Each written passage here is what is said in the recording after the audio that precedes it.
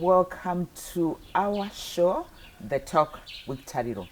Today on the program, we are looking at an issue that's becoming quite worrying, not just in Zimbabwe, but globally. That is the issue of sexual exploitation and abuse. And really, when we're looking at it, it happens to adults. It also happens worryingly to children, even some as young as a month old, 3 years, 7 years, and usually it's adults who are actually exploiting those young people. So to help us in this episode, where we would want to really unpack the issue of protection against sexual exploitation and abuse, because what we would want is to make sure that as a country, this issue is nipped in the bud. How do we protect ourselves? How do we make sure this system is eliminated from our communities? We have Florida Rumbidzai Mapeto. She is a communications officer with Adult Rape Clinic. Flo, welcome to The Talk. Thank you for having me, Tari. Yes. Would want you to start off by unpacking for us, when you're talking about sexual exploitation and abuse, who is mostly affected? Okay, so I'm first going to define sexual exploitation and abuse, because I think we've realized in our line of work that a lot of people don't even understand what it is, or even they're not even able to grasp when it happens to them, to have been sexually exploited or have been sexually abused.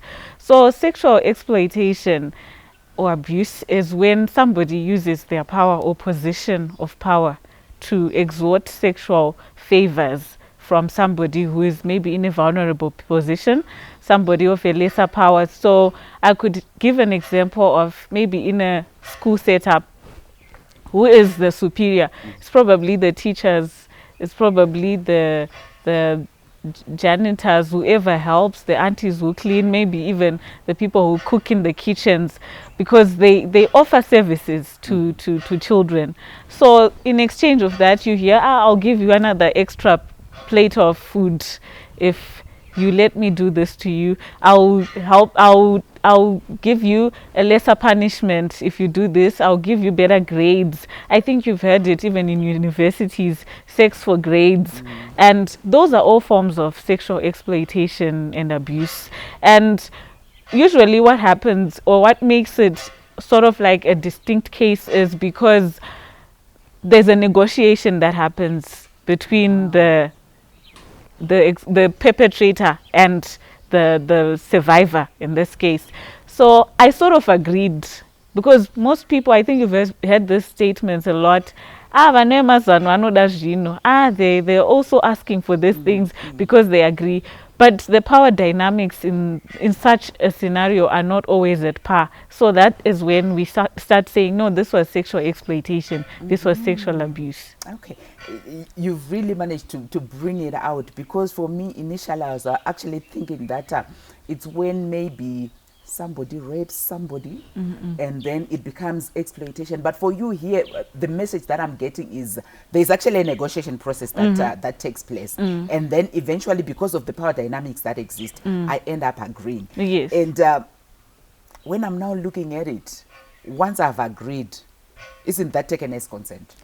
It's not consent now, because consent, I think, it's a very broad subject. Yes. There is different types of consent. So when we say consent, we don't put coercion as consent. So when they say coercion, they're actually acknowledging that you eventually said yes, but had the option to really say no freely without any repercussions being there, you would have said what? If you say I would have said no, then it was not consent. So you find a child, if I'm in my line of work, I am in a position of power. Yes. If somebody was to say, I've been raped by my boyfriend, but I don't want to report. At the same time, Florida, I really need to get access to PEP. Yes. And then I tell you, but for you to get this, you also need to do something for me and have a relationship with me, or kiss me, or I touch you, or you send me your nude pictures. And if you say no, this means that you don't get access to that PEP, which is supposed to be for free anyway. I've already used my power over you. You might say, yes, okay, I'll send you. But it was under duress. You didn't really want to do that. So consent ceases to exist. Okay. And when you're looking at the different forms of exploitation, what would you say they are, and which ones are actually children vulnerable to? Okay, so what we've seen is that in our line of work, children are mainly vulnerable to issues like child trafficking, and I think pimping, and it's becoming very common, sadly, in Zimbabwe, where an older person, it could be a male or female, who takes a child under their care and says, "Oh, I'm looking after this vulnerable child," but ends up putting that child into or pimping them to older men or sometimes older women to bring sexual favors to those people. And you realize that these children, they're vulnerable. Some are children living and working in the streets, so they have no home, so they're taken in and I'm going to take you to school, I'm going to change your life, and they really have little to no options. So they go to these people and then they end up being put into these rituals or cultures of you hear of sexathons that are happening, or they were being exchanged from one woman to another, or from one man to another. It's happening in Zimbabwe. Yeah. So it's something that we've started noticing and hearing these issues. So it's almost like a cultish sort of set up, but and children being naive and thinking, okay, this is somebody who's well-meaning. I think we're all raised to think everyone who's older than me is my mother, is my father, is my aunt, is my uncle. So you want to receive help from them, but it ends up leading to this, and that is one of the most common ones. And then the other one is with caregivers when it comes to issues of children or persons living with disabilities in general. Seen cases of communities know next door there's a child who can't speak, there's a child who is disabled, they can't walk, they can't do anything for themselves, so they go under the pretense of, no, we're helping you take care of the child. And some end up reporting when they're already pregnant. Now we're asking, what happened to this child, what happened to this lady, what happened? And the issues start coming out under the guise of helping. They were actually sexually abusing that child or that person, whoever it is. Worrying trends indeed that are happening within our communities, and I think as adults, as communities, we need to keep our eyes opened, because the way that Flo is explaining, particularly how young people end up being exploited, because this person comes under the guise of, I'm assisting you. In the end, the young person is sexually exploited. Join us after the break as we continue unpacking this worrying issue.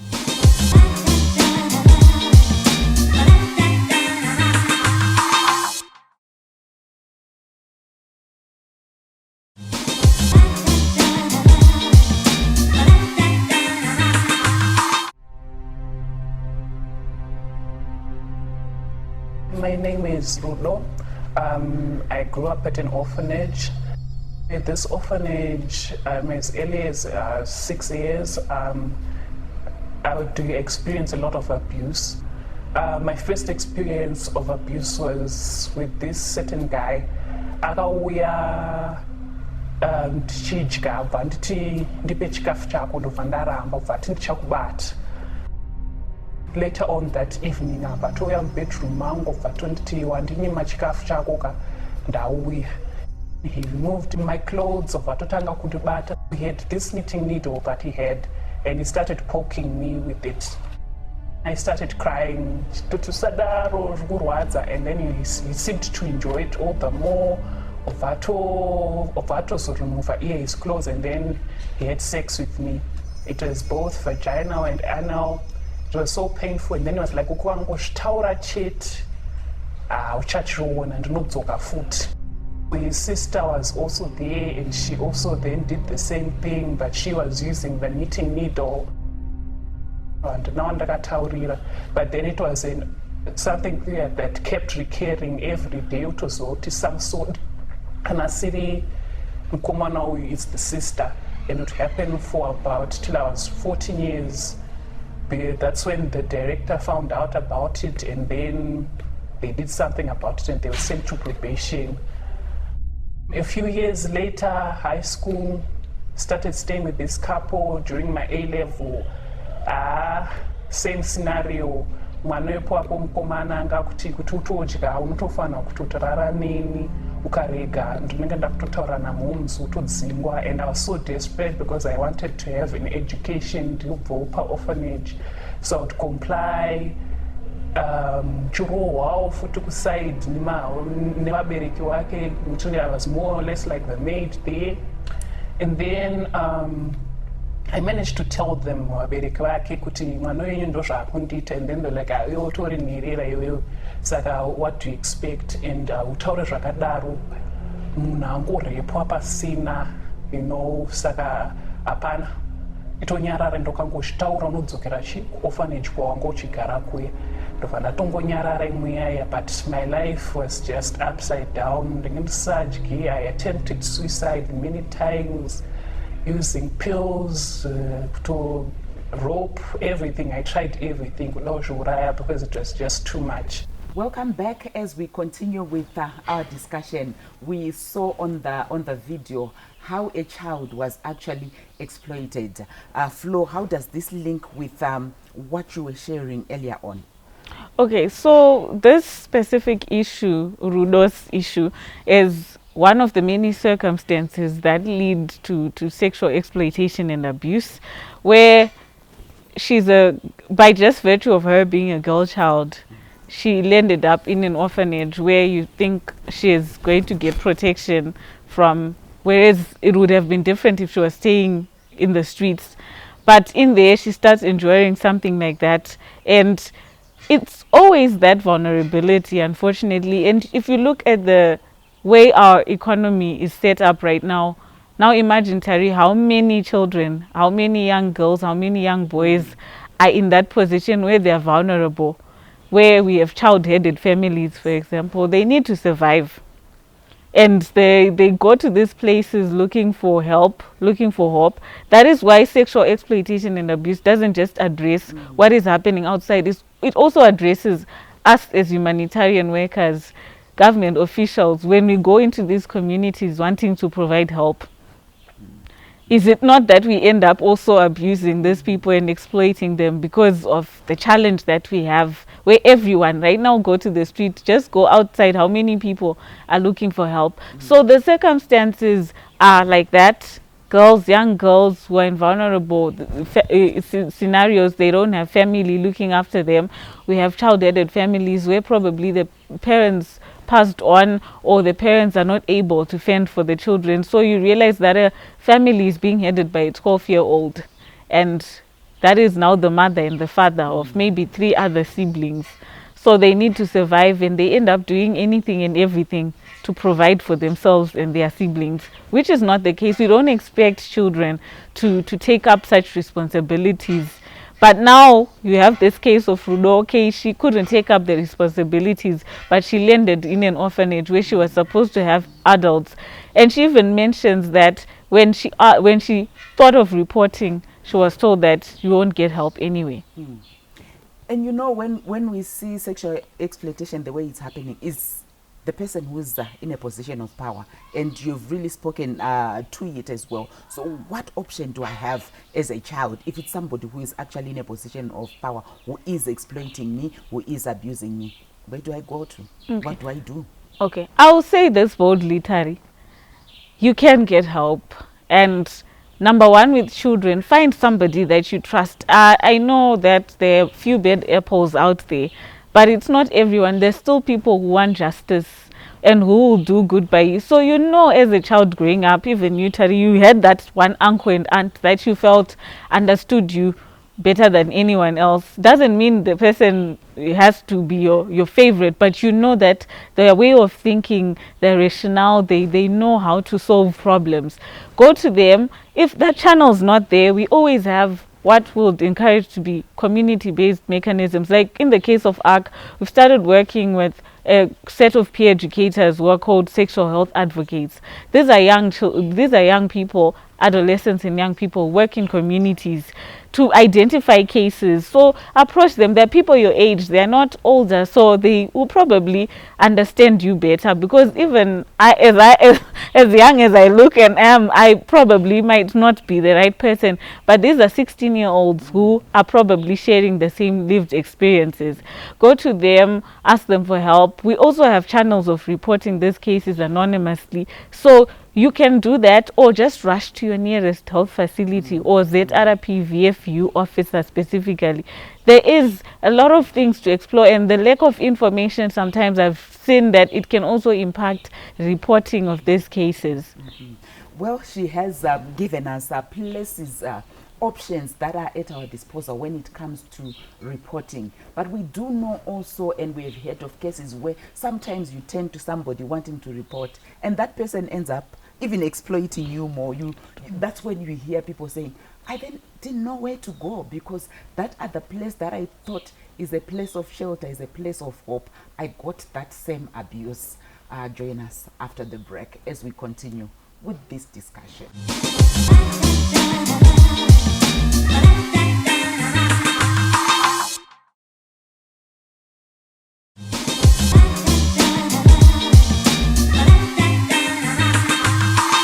Welcome back. We continue with our discussion. Today we are looking at the issue of protection against sexual exploitation and abuse. And before we went for the break, Flo was telling us the options that are available to us when it comes to where do we go to report. Then what happens when, as a survivor, I do not want to go and report to the police? What happens? Okay, so there's two things in reporting issues of sexual exploitation and abuse.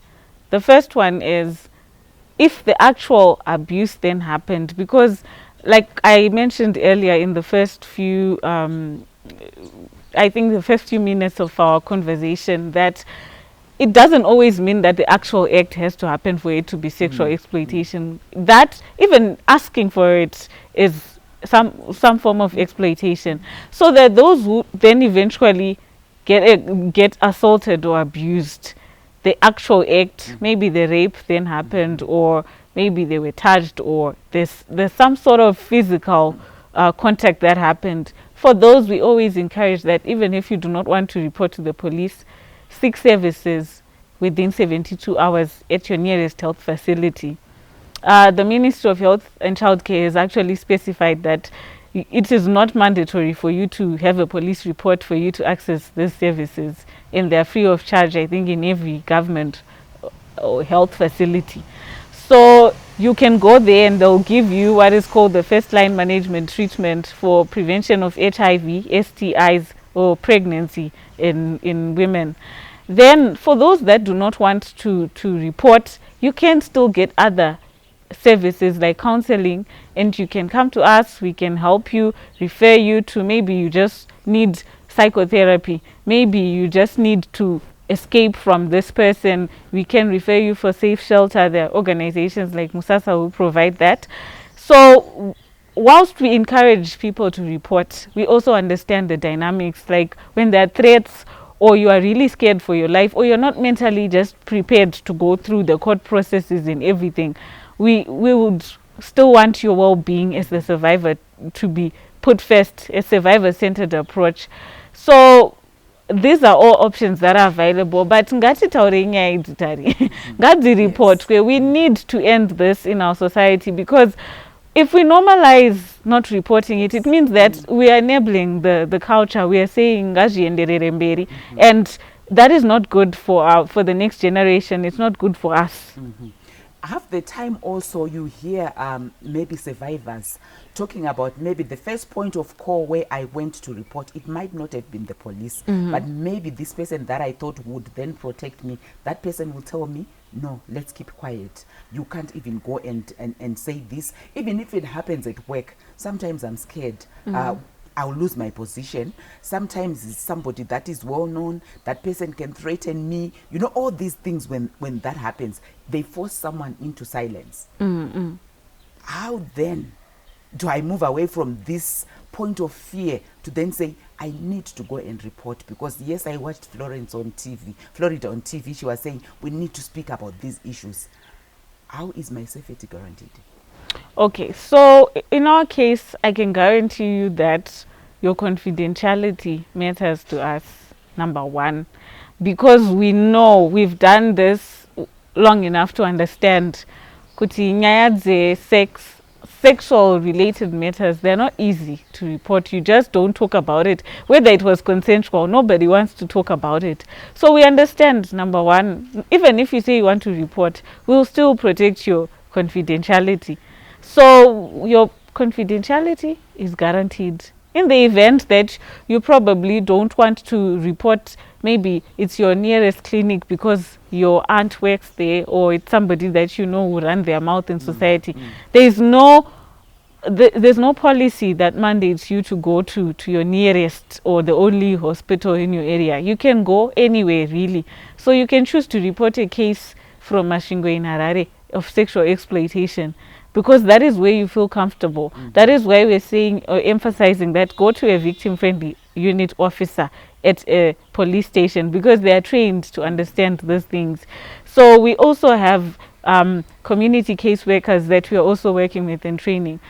Find out who are the community caseworkers in your community, and they can help you find channels that will still protect your identity, and at least you still get help. But the culture of silence doesn't protect anyone. It doesn't protect you.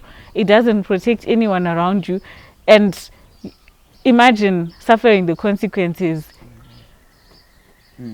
So what happens if, say, it's my mother who has forced me not to report, and it's known I'm a child? What happens?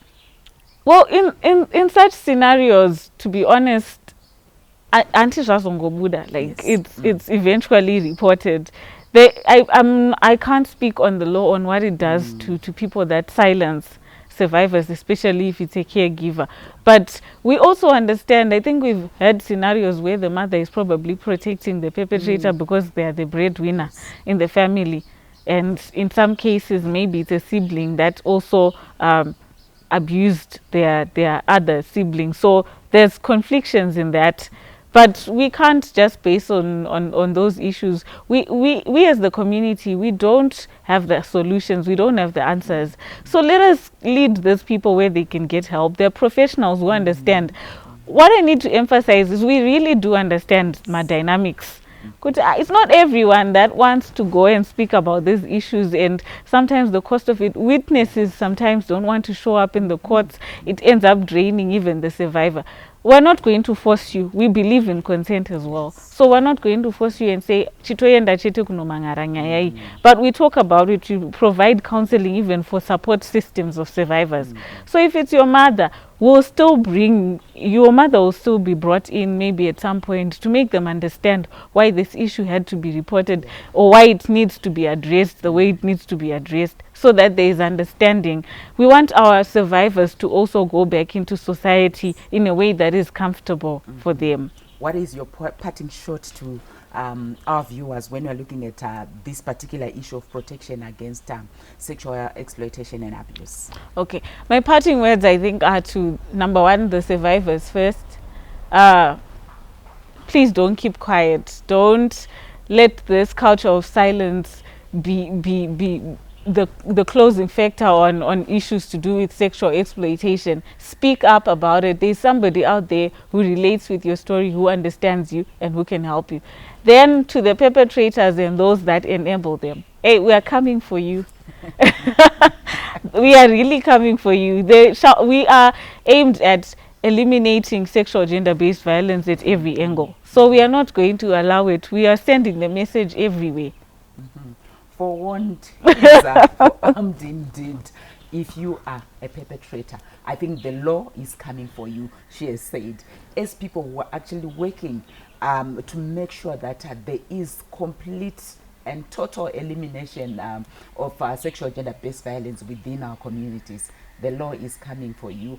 All stakeholders that are working against it are coming for you.